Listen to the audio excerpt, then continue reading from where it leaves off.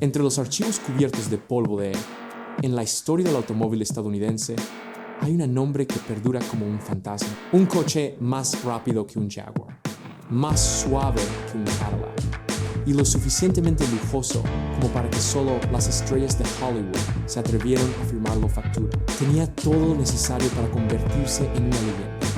Excepto por un giro travieso del destino, nunca debería haber nacido. Porque detrás de la perfección encierra una cruel paradoja. Cada vez que un coche salía de la fábrica, la empresa se quemó silenciosamente hasta $1. No porque no se vendiera. De hecho, cuanto más se vendía, más rápido la empresa se precipitó hacia el abismo. Una muerte. La frase había sido escrita en el momento en que la primera línea tocó la mesa de dibujo. ¿Y quién fue el hombre que está detrás de todo esto? ¿El suicidio financiero con estilo de los años 50? No soy un ingeniero de Detroit, no soy un indie, corredor, sino un vendedor de televisores baratos a los que les gustaba, llevaba ropa interior roja y gritaba en la cámara. Alguien que parecía apto solo para comerciales de bajo presupuesto, pero terminó creando el coche más extravagante del mundo americano. ¿Es esta una pasión ingenua o un grave error de cálculo? Retrocedamos en el tiempo para encontrar la respuesta.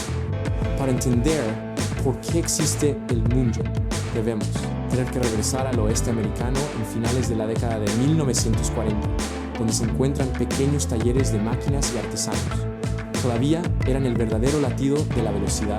En ese contexto, Frank Curtis emergió como un maestro del metal, un artesano que vivió por el sonido de los martillos golpeando el acero y motores rugiendo en la Indy 500 campos de práctica. Él no era un empresario, no un vendedor, no un hombre de filosofía comercial. Para Curtis, el coche era una obra de arte y la velocidad era la idioma. A partir de esa filosofía, en 1949, creó el coche deportivo Curtis, KSC, algo que muchos historiadores más tarde han descrito como el predecesor del coche deportivo estadounidense de posguerra. El KSC era un roadster de 2 plazas, construido sobre pura competición de principios. Construcción ligera, respuesta de dirección honesta y justa. Suficiente potencia para que el conductor la sienta cada contorno del camino. El cuerpo estaba fabricado con láminas de aluminio moldeadas a mano. El tipo de material solo profesional. Los equipos de carrera se atrevieron a utilizarlos en aquella época. Su marco tubular era rígido y soldado, a mano con la precisión de un artesano que había vivido toda su vida en un taller. El corazón del KSC era el motor Ford Flathead 4Short. No el más fuerte, pero extremadamente confiable y fácil de sintonizar. Cuando se combina con el cuerpo de aluminio ligero, el KSC se convirtió en un arma que permitía al conductor sentir cada vibración, cada delicado deslizamiento de los neumáticos en una curva. No tenía radio, ni aire acondicionado, ni indulgencia de cualquier tipo, solo metal, sonido y velocidad. La esencia de una máquina para aquellos que querían escucharla hablar en la carretera. Pero esa pureza se convirtió en su defecto fatal. El mercado estadounidense de 1950 estaba cambiando. La gente quería un coche, no solo rápido, sino también lujoso, cómodo y capaz de hacerlo. Los vecinos giran la cabeza. Curtis entendía la velocidad, pero no entender el mercado. Tan pocos KSC fueron vendidos que no podía sostener producción.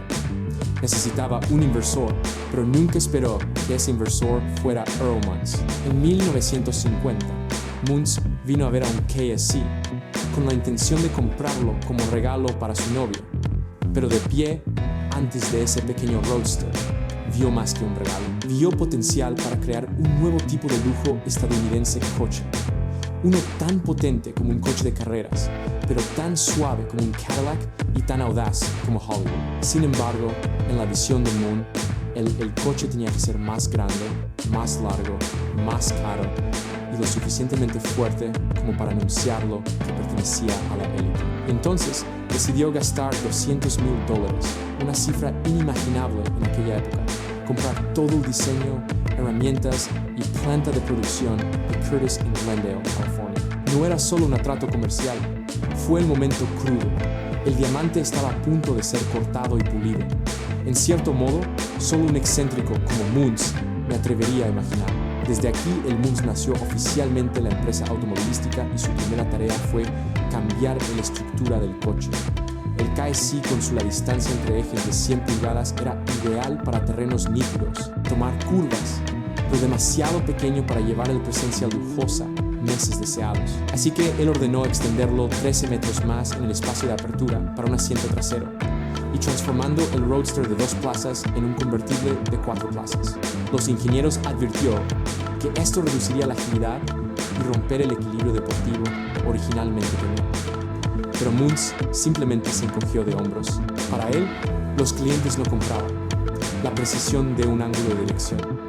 Ellos compré la actitud de salir del coche bajo las luces intermitentes. El cuerpo extendido, hecho de aluminio. La estructura del KSI se está volviendo cada vez más compleja, poco práctica. El aluminio era demasiado caro, demasiado difícil de moldear y requerido demasiado muchas horas de trabajo. Entonces, Munz cambió enteramente para prensar acero, que era más fácil de soldar y más adecuado para bajas producción en masa. Pero el precio de eso. La decisión fue un aumento de peso a casi 4.000 libras esterlinas, empujando el coche desde el espíritu de un corredor, en la silueta de un símbolo de lujo, del tamaño de un Cadillac. En Munz's ojos, esa era exactamente la forma Hollywood lo esperaba. Aunque más pesado, el coche se vio compensado por un precio mucho mayor. Corazón poderoso, Munz inmediatamente quitó el Ford Flathead Bocho del KSI.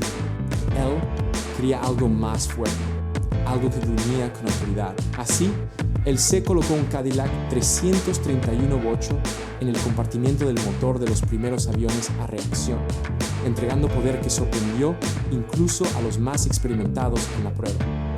Conductores, cuando el suministro de Cadillac se volvió difícil, se cambió al Lincoln 337 voltioválvula lateral Bocho. Aunque más baja en caballos de fuerza, su suavidad y la durabilidad permitió que el automóvil funcionara en la manera refinada que meses imaginaron.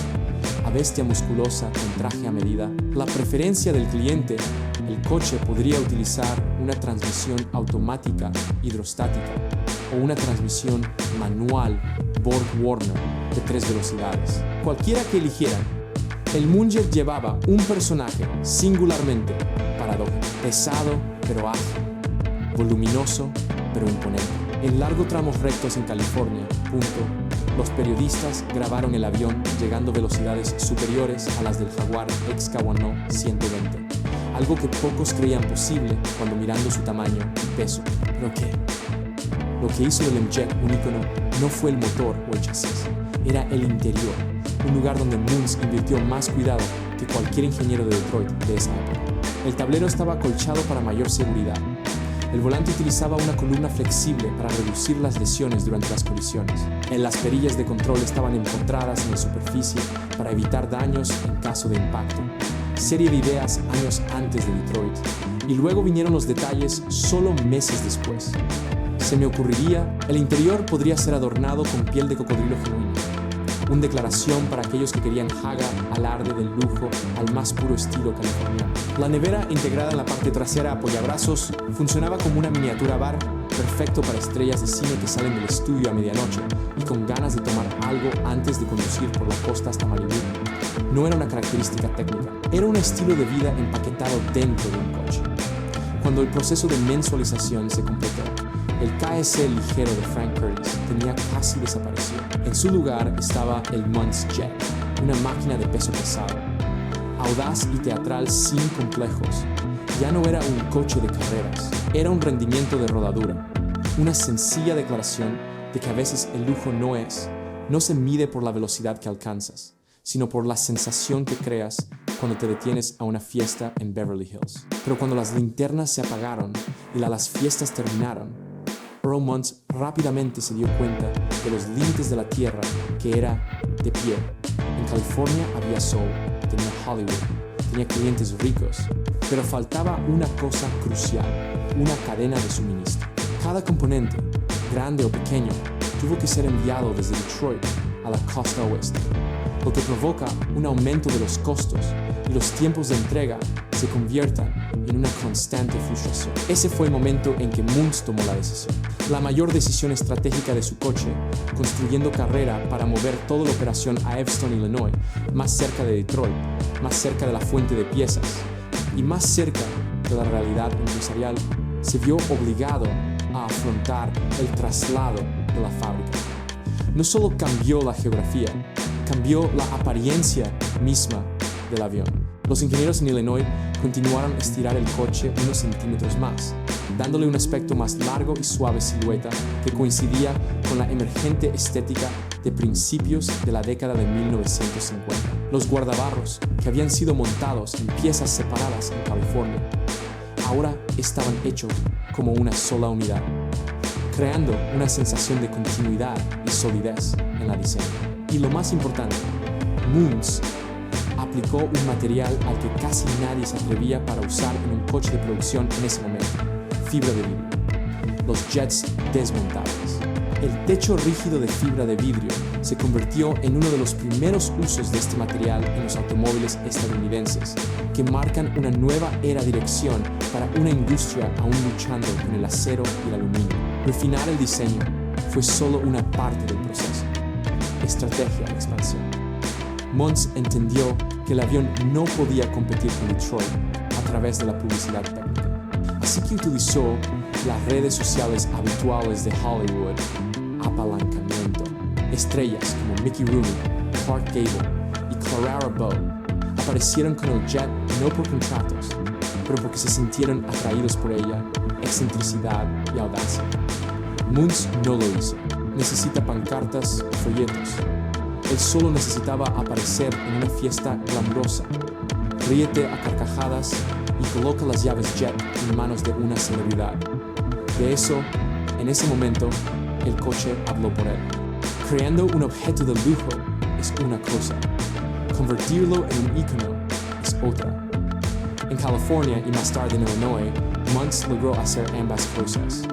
El avión no era un coche para todo el mundo. Era un coche para gente que querían demostrar que no vivían según reglas ordinarias. No era solo caro. Era caro en cierto modo que desafió la lógica misma de negocio. Pero a pesar de que los aviones Muntz llevaban la apariencia de confianza y extravagancia, la realidad dentro de la fábrica era una tormenta latente que Earl Muntz nunca pudo escapar. Cada jet era construido por manos de artesanos. Cada chapa de acero martillada a mano, cada soldadura ajustada a ojo, cada puntada del interior cosido como si se tratara de una sastrería, traje a medida. El jet no era un producto industrial, era un producto artesanal, objeto disfrazado de un automóvil. Pero esa misma naturaleza se convirtió en su sentencia financiera. Las horas de trabajo. Los requisitos para un solo avión eran tan altos que ningún gran fabricante de automóviles se atrevió a igualar a ellos. Y los costos de los materiales continuaron aumentando. Aumento después de cada rediseño, desde California a Illinois. Mientras Cadillac optimizaba producción para construir miles de automóviles cada semana, la empresa automovilística Muntz luchaba para completar algunos coches cada mes. La ventaja en estilo se consiguió a costa de quedando atrás en la realidad empresarial. Entonces llegó la ecuación de ganancias y pérdidas, a número frío que la historia aún repite como una historia con moraleja. El Muntz se vendió por $5.5, tan caro como una pequeña casa suburbana en ese momento. Sin embargo, su producción real, el costo fue de casi $6.5, lo que significa que cada vez que un cliente tomó con entusiasmo las llaves del avión y caminó fuera de la sala de exposición, Earl Muntz perdió unos $1,000 de su propio dinero. No fue un error de precio, fue un error interno, estructura económica más allá del ahorro. Incluso, más irónico aún, el avión no era invendible. Atrajo a los ricos, a los artistas, la gente que quería un coche a diferencia de cualquier otra cosa. Pero cuantos más clientes, cuanto más dura era la verdad, más dura se volvía. Cuanto más se vendía, más rápido moría Muntz. Modelo de negocio que iba en contra de todos regla de supervivencia de la industria. Muntz. Una vez esperé que esto fuera solo una fase inicial. Él creía que si la producción aumentaría, los costos bajarían, o que si ya había suficientes personas conduciendo aviones por las calles, la marca Munz se volvería icónica, promoviendo así la televisión y la radio. El negocio se estaba expandiendo. Pero eso, el milagro, nunca llegó. Producción artesanal no pudo acelerar y su personal, los fondos, no eran infinitos. Para 1954, como las facturas impagas se acumulan y los proveedores comenzó a alejarse, Munz se vio obligado a firmar el obituario de la empresa. El número total de aviones creados fue solo alrededor de 198 unidades, aunque muchas más tarde los documentos indican 394. Pero para los historiadores, 198 es la verdad y refleja exactamente lo que era el avión. Una obra maestra, demasiado hermosa para vivir mucho tiempo, también caro para sobrevivir y demasiado rebelde para mimetizarse con la dura maquinaria de negocio. Aunque Munar Company cerrado después de solo 4 cortos años, el legado que dejó fue mucho más grande que los 198 coches que alguna vez pisaron el carretero. El Munjet no fue diseñado para larga vida, fue creado para abrir un camino, para probar ideas que Detroit no se atrevería a intento durante muchos años. Desde el avión, el concepto del coche de lujo personal comenzó a tomar forma una clase de vehículos diseñado para la comodidad, el estilo y la personalidad, expresión más que pura interpretación. Antes del Ford Thunderbird, antes del Riviera o la serie Mark, una serie de televisión, el vendedor ya había visto este camino. Pero la influencia del avión no terminó ahí. En el proceso de creación de un coche silencioso, suficiente para disfrutar de la música en la carretera, Earl Munz concibió la idea de un sistema de audio para automóvil. A partir de ahí, el Munz nació el paquete estéreo, los primeros 4 sistemas de cinta de seguimiento, el predecesor del cassette y todo el automóvil industria del audio que le siguió. Un legado invisible, pero que sobrevivió. Cualquier avión que aún quede. Hoy, un El Munjet restaurado puede alcanzar precios desde $100 hasta $200,000. No por el rendimiento, sino porque de la historia detrás de esto. Una historia de la audacia, la imprudencia y la fragilidad belleza de un sueño que se extendía más allá de los límites del negocio. Al final, MSC, la compañía automovilística, demuestra que a veces la muerte no proviene de un fallo técnico, sino de atreverse a soñar demasiado en grande en un mundo demasiado práctico. Pasión o error, quizás ambos, pero una cosa es segura. Fue uno de los actos más elegantes del suicidio financiero del americano, la industria automotriz. Jamás vista. Si la historia del jet del mes se movió tú, aunque sea un poquito, dale a este video un me gusta, para que el algoritmo sepa que las leyendas olvidadas aún merecen ser recordadas, devuelto a la vida. Y si tienes alguna vez has visto, tocado o incluso conducido un avión o cualquier coche único de los años 50, compartir tu historia en los comentarios. Esos los recuerdos son el combustible que ayuda a el canal continúa rastreando los pasos de máquinas enterradas por la historia. No, olvídate de suscribirte para no perderte nada el próximo viaje, porque en algún lugar fuera, allí todavía hay muchos más coches esperando, para que me lo digan bien. Nos vemos pronto.